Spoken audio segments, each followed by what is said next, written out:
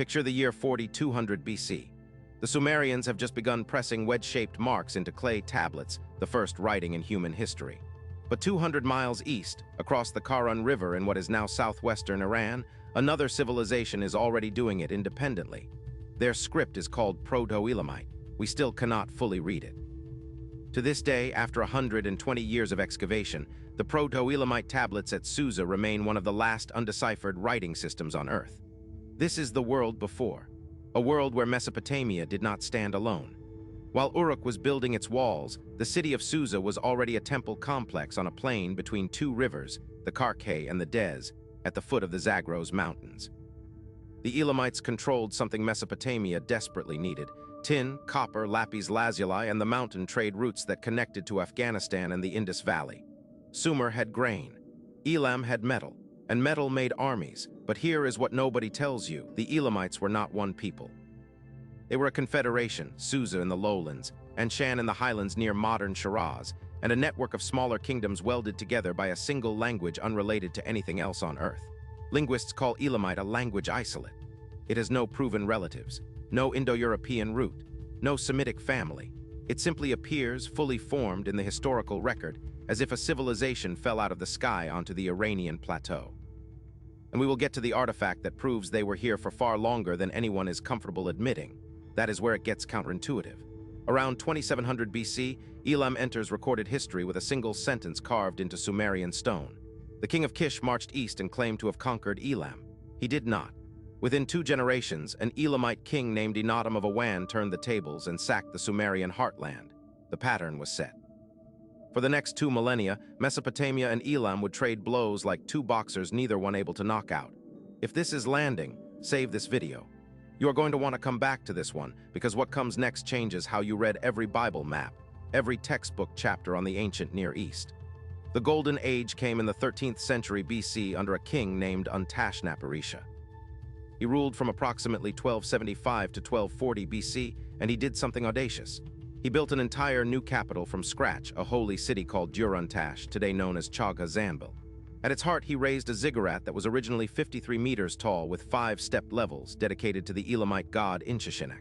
It was the largest ziggurat ever constructed, larger than anything in Babylon, larger than anything in Ur. It still stands today 20 kilometers southeast of Susa, the best preserved ziggurat on Earth, and it was UNESCO's first Iranian World Heritage Site in 1979. But Untashnaparisha is not the king they remember. The king they remember is Shutruk-Nahant. In 1158 BC, he marched on Babylon. He did not just defeat it, he stripped it. He carried home the statue of Marduk, Babylon's chief god, the spiritual heart of the empire. He carried home the obelisk of Manishtushu. He carried home the victory stele of Naram-Sin, a masterpiece carved 300 years before the Trojan War. And he carried home the 7-foot black diorite pillar inscribed with the code of Hammurabi. He brought them all to Susa. He stacked them in the courtyard of the Inshushinak temple like trophies in a championship case. And on the code of Hammurabi, on the most famous legal document in human history, he had his own name carved over Hammurabi's, erasing it, replacing it, claiming the law itself as Elamite spoils. Drop in the comments, have you ever defaced something to claim it? Because Shutruk-Nahant did it on a global scale in stone 3,000 years ago, and those carvings are still there. You can see the scraped patch where Hammurabi's words used to be in the Louvre, where the stele has sat since a French team found it in December 1901 in the ruins of Susa. For 3 centuries after Shutruk-Nahant, Elam shrank, recovered, fragmented, and reformed. Kings rose and fell. The tomb chambers under the Acropolis of Susa filled with bronze sarcophagi, gold diadems, weapons inlaid with electrum. Then came 647 BC. The Assyrian king Ashurbanipal was the most ruthless monarch the ancient Near East had ever produced. He could read cuneiform, rare for a king, and his library at Nineveh would later give us the Epic of Gilgamesh. But Ashurbanipal had a grudge. Decades of Elamite raids, Elamite plots, Elamite sheltering of his rebel brother. So he marched on Susa with the explicit goal not of conquest, but of erasure. What he did there, he recorded himself. The text survives on the walls of his palace in Nineveh. Susa, the great holy city, abode of their gods, seat of their mysteries, I conquered. I entered its palaces, I opened their treasuries. I destroyed the ziggurat of Susa.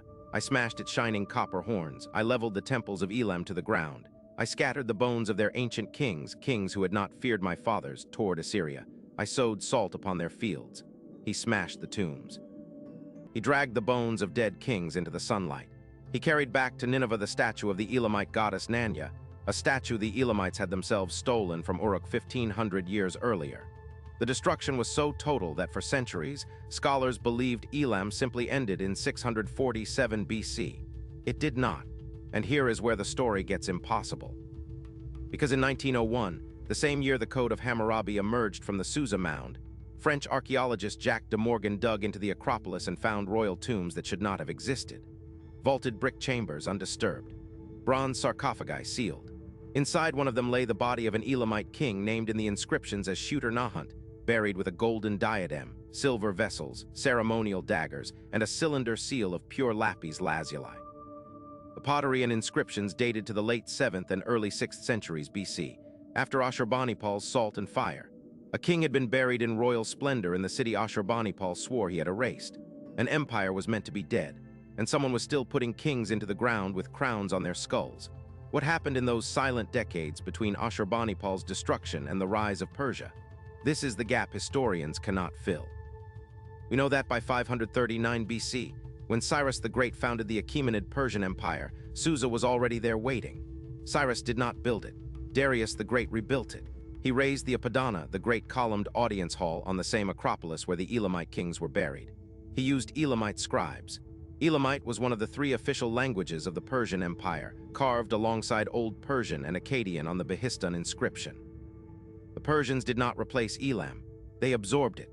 The administrative tablets found at Persepolis, over 30,000 of them, are written in Elamite.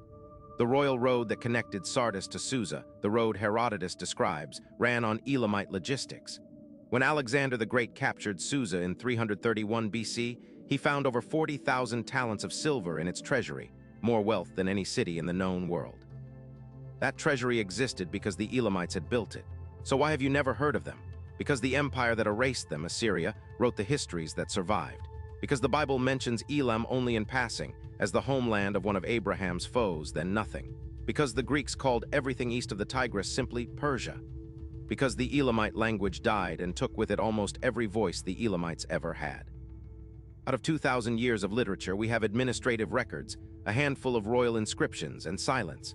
And yet, every time a courtroom invokes an eye for an eye, every time a constitution traces itself back to written law, every time a legal scholar opens a book on the origin of justice, they are touching a tradition that survives because Elamites stole the stone, dragged it home, and buried it in a city Ashurbanipal could not finish destroying. The Code of Hammurabi was preserved by the people history forgot. CTA 1213 Min. If forgotten empires fascinate you, if you want to know which civilizations history rewrote, which kings were buried alive in their own tombs, which scripts we still cannot read, subscribe and hit the bell icon. New hidden history every day. But that is only half the story. The next part is where most people get this completely wrong, because there is one Elamite royal tomb that was found sealed, and what was inside it does not match any known burial practice in the entire ancient Near East. Outro 1315 Min. History does not remember the loudest. It remembers the loudest survivors. Babylon survives because Babylon was conquered by conquerors who wrote about it. Elam was conquered by Assyrians who wanted it forgotten, and by Persians who quietly inherited everything it had built. 2,000 years of civilization reduced to footnotes because no one carried the story forward. That is the lesson the Elamite tombs at Susa teach us, 3,000 years after they were sealed. Greatness is not enough. Innovation is not enough. Wealth is not enough. What survives is what someone somewhere chooses to remember. The Elamites built the largest ziggurat in history, fought the Assyrians to a standstill, gave Persia its capital, and rescued the world's first written law. And we forgot them anyway. So the next time you hear the phrase, an eye for an eye, remember the king who chiseled his name over Hammurabi's. Remember the tomb chamber that held a crown after the empire was supposedly dead. Remember Susa. If this hit my video on the lost civilization of the Indus Valley, the trading partners who supplied Elam with lapis lazuli and disappeared just as completely, will make even more sense now. Their script is still undeciphered too, and what they left behind is just as strange. The Elamites ruled an empire for 2,000 years, longer than the gap between us and the Roman Empire, and almost no one remembers them. From their capital at Susa in southwestern Iran, they fought Mesopotamia to a standstill, sacked Babylon, stole the Code of Hammurabi, and built the largest ziggurat in human history at Chagha-Zanbil. Then the Assyrian king Ashurbanipal tried to erase them in 647 BC, and almost succeeded. But the royal tombs discovered at Susa in 1901 tell a different story. Kings buried in gold and bronze decades after the empire was supposed to be dead. This is the story of the forgotten rival of Mesopotamia, the empire that gave Persia its first capital and saved the world's first written law from being lost forever. 00, 00 the stolen code 00, 45 the world before 03, 00 on Tashnapparisha and Chagha Zanbil 05, 00 Shutruk Nahant Saks Babylon 06, 30 Ashurbanipal's Revenge 08, 30 The Impossible Tombs 10, 00 Why History Forgot Elam 12, 30 Subscribe for More Hidden History 13, 30 The Lesson of Susa Ancient History Lost Civilization Elamites Susa Mesopotamia Archaeology Forgotten Empire. Script complete 12 15-minute target hit with a personal appeal hook, the eye for an eye phrase, front-loading a shocking artifact in the first 2 seconds, all retention beats placed, and an end screen lead-in to a related Indus Valley video to drive watch time chaining.